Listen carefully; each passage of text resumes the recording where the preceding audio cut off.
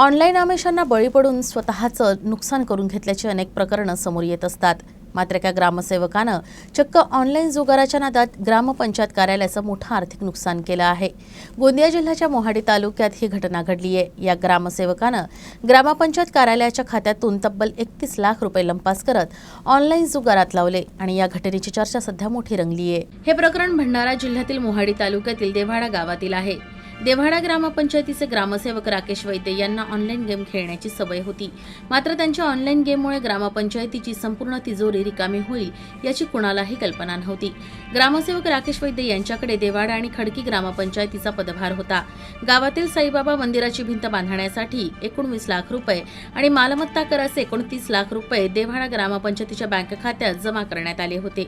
यापैकी 28,40,000 रुपये सरपंचाची सही खोटी करून 50,000 रुपये पाणीपुरवठा निधी, 78,000 रुपये ठेव निधी आणि 1 लाख रुपये दलित वस्ती सुधार निधीच्या गटाच्या संयुक्त खात्यात काढण्यात आले। 2022 पासून ऑनलाईन गेमिंगसाठी बनावट स्वाक्षरी करून पैसे काढण्याचा प्रकार सुरू होता। या प्रकरणी ग्रामसेवकावर गुन्हा दाखल करण्यात आलाय, तर सरपंच, उपसरपंच आणि गटविकास अधिकाऱ्यांच्या भूमिकेवर देखील प्रश्न उपस्थित केला जातोय। नेमकं हे असे विड्रॉल कुणी केले, का केले ते आम्ही तपासले। ते त्या बँक अकाउंटमध्ये संयुक्त सहीने सरपंच, सचिव आणि BDO यांच्या संयुक्त सहीने ते अकाउंट जॉईन असतात आणि त्या दोघांच्या सहीने ते कॅश विड्रॉल काही RTGS झालेले आहेत पूर्ण पैसे। त्या उत्पन्नातून गावातील कोणते काम न करता त्या 30,39,600 रुपये उचल केली आहे। तरी पण जो भी हे पैसे उचल करता असेल त्याच्यावर कठोर कारवाई व्हावी व आमच्या गावच्या विकास कामाला अडथळा येणार नाही यांची दक्षता घ्यावी। महत्त्वाचा विषय असा का देवाडा बुद्रुक गावामध्ये 30 लाखाची अफरातफर झालेली आहे आणि दुसरी गोष्ट 4 तारखेपासून इथं तक्रार देण्यात आलेली आहे, पण कोणत्याही प्रकारची अजून ॲक्शन झालेली नाही आहे। म्हणजे काहीतरी जे लोक काहीतरी लबाड करत आहेत ते लोक अजून मोकाट सुटलेले आहेत, पण यांच्यावर अजून कुठेतरी ते बैलाची व्यसन असते ना ते टाकलेली नाही आहे।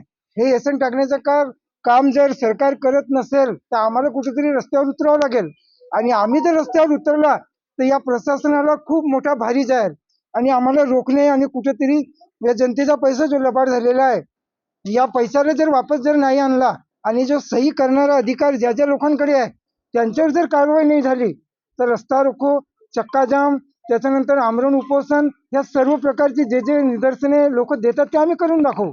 आमची 31/11/2023 ला जी मासिक सभा झाली त्या मासिक सभेमध्ये आम्ही म्हणजे सभा घेण्यात त्यामध्ये जमा खर्चाच्या विषय आला। त्याविषयी आम्ही विचारले असता सचिवांनी सांगितले की आमची कॅशबुक पूर्ण व्हायची आहे।